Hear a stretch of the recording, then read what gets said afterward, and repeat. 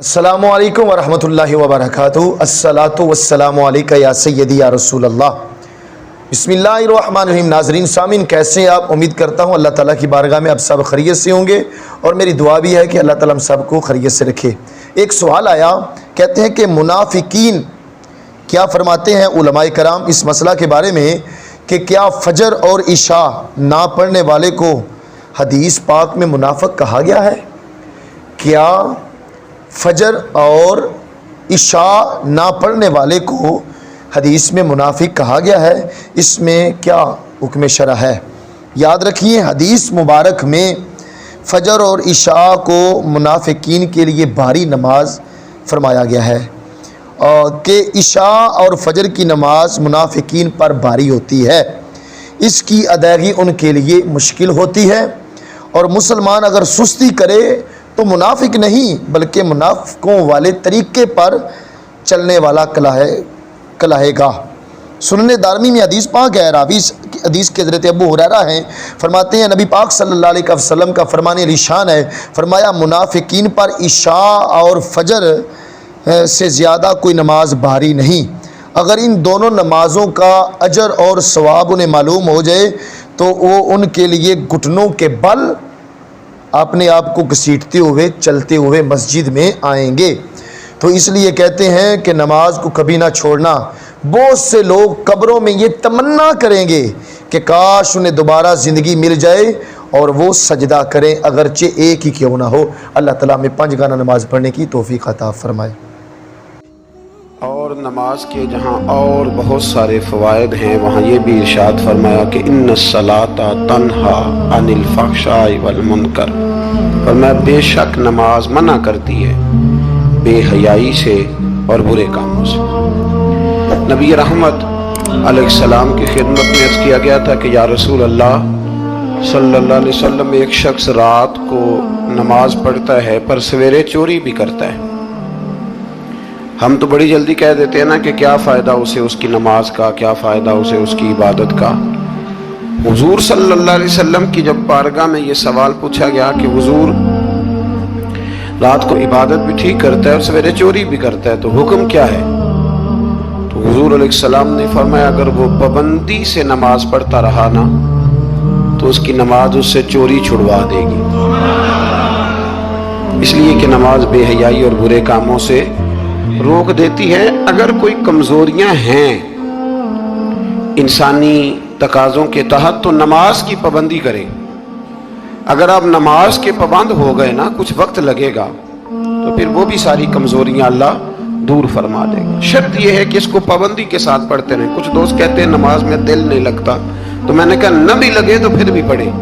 تو میرا سوال یہ ہے کہ ایک آدمی بالکل فارغ ہے، سوائے نماز کے، عبادت کے، سونے کھانے کے اسے کوئی کام نہیں، اور ایک شخص بیچارہ مزدور ہے، وہ ریڑھی لگاتا ہے، مثال دینے لگا ہوں، وہ ریڑھی لگاتا ہے، اس کے پاس دکان بھی نہیں ہے کہ وہ شٹر نیچے کرے یا تالا لگا کے چلا جائے۔ اب وہ نہ کسی کو کہہ کے آیا کہ یار ذرا 10 منٹ ٹھہرنا، میں نماز پڑھ کے آیا، تو وہ چلا گیا۔ وہ بڑا بے چین ہے کہ میری پیچھے ریڑھی بھی ہے، وہ بندہ جلد باز نہ ہو جائے، وہ نکل نہ جائے، وہ میری تھوڑا سا میرا راس ہے، 2-4 ہزار کا مال ہے، غریب آدمی۔ نماز بھی اس نے پڑھی، توجہ اس کی پیچھے لگی رہی۔ ایک بالکل فارغ تھا، کوئی مجبوری نہیں تھی، اس نے بھی نماز پڑھی۔ آپ یہ بتائیے کہ زیادہ ہمت کس نے کی؟ اس کا تو دل ہی نہیں لگا نماز میں، ریڑھی کی فکر تھی، لیکن ہمت زیادہ اس نے کی، اس لیے کہ اس کی مجبوری ہے، اس کے لیے آزمائش پیچھے کھڑی ہے، تیار ہے۔ دوائی کھانے میں دل لگتا ہے؟ کیوں کہتے ہو دل ہی نہیں لگ رہا آپ کا؟ خدا نہ خواستہ خاکم بدن، اللہ ہم سب کو معاف فرمائے، اگر بچے کو آپریشن کرانا پڑ جائے تو دل کرتا ہے؟ کیوں کراتے ہو؟ اس کے لیے ضروری ہے۔ تو بھائی یہ فلسفہ ہی غلط ہے کہ میرا دل نہیں لگتا تھا تو میں نے چھوڑ دی۔ دل تو کئی دفعہ انسان کا دکان پہ بھی نہیں لگتا، بیچ دو گے؟ نہیں دل کرتا کام پہ جانے کو تو ریزائن کر دو گے؟ تو یہ تو بالکل سرے سے بات ہی بڑی عجیب ہے۔ ہاں دل لگنا چاہیے، نماز سے دلچسپی ہونی، لیکن نہ بھی لگے تو ہم کو دل کے لیے نماز نہیں پڑھ رہے، رب کے لیے نماز پڑھ رہے ہیں۔ ہاں یہ بات سمجھ لیں، نماز دل کے لیے نہیں، نماز وہ دیکھیں نا، ایک صاحب کہتے ہیں جی میں 5 نمازیں پڑھتا ہوں تو روزی میں برکت پھر نہیں ہوتی. تو میں کہتا ہوں وہ عبادت کرتے ہو کہ تجارت کرتے ہو؟ پیسے کمانے گئے تھے؟ پیسے کمانے گئے تھے کہ نماز پڑھنے گئے تھے؟ تو نماز آپ کو بے حیائی اور برے کام سے روک دے گی، پر شرط یہ ہے کہ نماز کی پابندی کرے اور بر وقت پڑھے اور تھوڑی صحیح کر کے پڑھے. مطلب نماز پڑھی جاتی ہے، اہتمام نہیں ہوتا. یعنی لوگ بھاگ کے وضو کرتے ہیں، فٹافٹ آتے ہیں، بھئی آج ہو گیا ہے.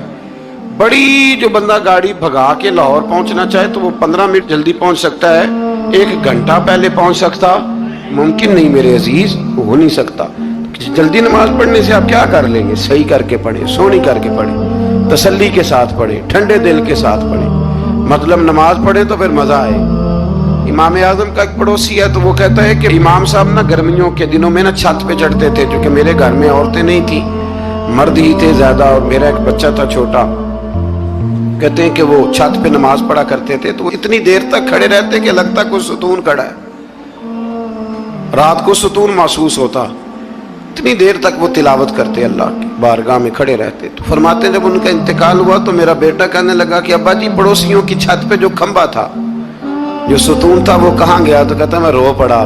میں نے کہا بیٹا وہ ستون اور کھمبا نہیں تھا، وہ تو ابو حنیفہ تھا جو اپنے رب کے حضور کھڑا رہا کرتا تھا. تو دلچسپی پیدا کریں. اللہ تعالیٰ ہمیں رمضان کے بعد بھی پابندی صلاۃ کی توفیق عطا فرمائے.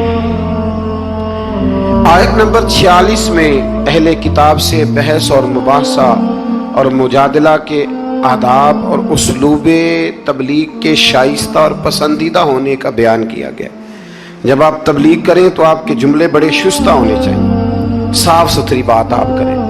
قرآن مجید نے کہا نا ادعو الی سبیل ربک بالحکمہ والموعظۃ الحسنہ، لوگوں کو اللہ کی طرف بلاؤ تو خوبصورت نصیحت کے ساتھ، حکمت کے ساتھ اور اچھے انداز میں. اب تو اللہ تعالیٰ معاف کرے، کبھی کبھی سوچ میں پڑ جاتے ہیں کہ یہ مطلب کیا ہو رہا ہے. یعنی اب مولوی کے نام کے نیچے لکھا ہے فنی مولوی، مولوی کے نام کے نیچے لکھا ہے اور اس کو دیکھنے والوں کی تعداد لاکھوں میں ہوتی ہے، کہتے ہیں یہ مولوی فنی ہے. بھئی آپ تھوڑا سمجھیں، مسجد میں تو جو آدمی زیادہ ہنستا ہے اس کی قبر میں اندھیرا ہوتا ہے. آپ یہ کیا کر رہے ہیں؟ ہاں کوئی بات ایسی آ جاتی تھی تو اللہ کے نبی بھی مسجد میں مسکراتے تھے، حضور بھی مسکراتے تھے، صحابہ بھی مسکراتے تھے. اور صحابہ کہتے ہیں حضور جب مسکراتے تھے تو دانتوں سے نور نکلتا تھا، مسجد نبی کی دیواریں بھی چمک اٹھتی تھی. لیکن یہ مطلب مولوی کو اس لیے بلانا کہ وہ لطیفے سنائے گا، وہ طنز و مزاح کی بات کرے گا. تو آپ نے کیا فرق رکھا مسجد میں، اللہ کے گھر میں اور دیگر جگہوں پہ؟ آپ ذرا سمجھیے اس بات کہ وہی بات جو قرآن نے کہی کہ لوگوں نے دین کو کھیل تماشا بنا لیا ہے، معاذ اللہ لوگوں نے کھیل تماشا سمجھ لیا ہے، تو کس طرف مطلب قوم لگ گئی ہے. اور بڑا بڑا عروج ہے اور بڑی بڑی باتیں، بیچ میں ہے کیا کہ لطیفے سنائے جا رہے ہیں اور داستان سرائی ہو رہی ہے اور کہانیاں ہو رہی ہیں، اور قوم ہے کہ وہ اس پر لگی ہوئی اچھی نصیحت، خوبصورت جملے. میرے رسول کریم علیہ السلام کے غلام کہتے ہیں حضور جنت کا ذکر کرتے تھے تو یوں لگتا تھا ہم جنت کی سیر کر رہے ہیں. حضور دوزخ کی بات کرتے تو ہمارے خوف سے رونگٹے کھڑے ہو جاتے، اور حضور قیامت کا ذکر کرتے تو یوں لگتا کہ نکل کے باہر جائیں گے تو قیامت آ جائے گی. یہ انداز تھا حضور کا بات کرنے کا. تو لہذا بڑی شستہ، بڑی صاف ستھری اور بڑی میٹھی اور بڑی ٹھنڈی بات کریں. دین کی بات جب آپ کریں تو پھر اس میں حسن چھلکے. عام آدمی اور دیندار آدمی کے لب و لہجے میں فرق ہونا چاہیے، اسے سمجھنا چاہیے. اللہ توفیق عطا فرمائے. رسول اللہ صلی اللہ علیہ وسلم کی صفات میں سے ایک صفت نبی امی ہونا بھی ہے. امی کا معنی اعلیٰ حضرت نے فرمایا بے پڑھا ہوا، جس نے دنیا میں کسی سے پڑھا نہ ہو. یعنی آپ نے رسمی طور پر لکھنا پڑھنا نہیں سیکھا. اس میں بھی اللہ تعالیٰ کی بے پناہ حکمت ہے کہ حضور نے دنیا میں آ کے پڑھنا لکھنا نہیں سیکھا. آیت نمبر 48 میں فرمایا کہ آپ نزول قرآن سے پہلے کوئی کتاب نہیں پڑھتے تھے. یہ بڑی انوکھی بات کا ذرا سمجھیے، یہ بھی میرے نبی کی شان ہے. حضور نے قرآن کے نازل ہونے سے پہلے رب فرماتا ہے کوئی کتاب پڑھی ہی نہیں، کوئی کتاب حضور نے پڑھی نہیں. لیکن حضور تورات کی باتیں بھی بتاتے تھے، انجیل اور زبور کی باتیں بھی بتاتے تھے. وہ نہیں پڑھا حضور نے، اور نہ ہی نبی پاک علیہ السلام دائیں ہاتھ سے لکھتے تھے. लेकिन हुजूर का लिखना बहरहाल साबित है, बाद में नबी पाक का बतौर मौजज़ा लिखना साबित है, अहादीस मुबारका से साबित है। लेकिन हुजूर अलैहिस्सलाम ने ना कोई किताब पढ़ी, ना दुनिया में हुजूर किसी के शागिर्द हुए। अर्रहमान अल्लमल कुरान, रहमान फरमाता है मैंने खुद उन्हें कुरान सिखाया है। हुजूर ने अपने रब से सीखा, डायरेक्ट अल्लाह के शागिर्द है मेरे नबी करीम। और या अल्लाह क्या सिखाया, क्या सीखा? तो फरमाया वअल्लमका मा लम तकुन तअलम, महबूब जो नहीं जानते थे रब ने सारा ही सिखा दिया है। लोग पूछते हैं आपके उस्ताद का नाम क्या है, लेकिन जितना बड़ा उस्ताद हो शागिर्द का इल्म भी उतना बड़ा होता है। तो नबी पाक ने अल्लाह से सीखा है। अब आप अंदाजा कर लें कि अल्लाह ने क्या क्या इल्म मेरे रसूल को सिखाया है। तो नबी उम्मी का माना है बेपड़ा हुआ। आयत नंबर 50 से कुफार के मुआवजे की फरमाइश के जवाब में फरमाया कि कुरान मजीद से बढ़कर मुआवजा और क्या हो सकता है, इसके अलावा क्या मुआवजा मांगते हो, ये बहुत बड़ा मुआवजा है। आज़ाब के मुतालबे पे फरमाया कि इसका एक वक्त मुकर्रर है, वो वक्त पे आएगा, किसी के कहने पर नहीं आएगा।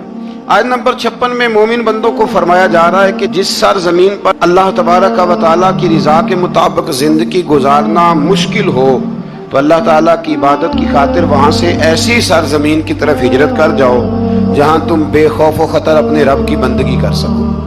हिजरत करने का हुक्म दे दिया अगर कहीं खुल के इबादत करने का मौका मुयस्सर ना हो। मेरा ख्याल है कि दुनिया में शायद ही कोई ऐसा खिता हो जहां खुलकर इबादत करने का मौका मुयस्सर।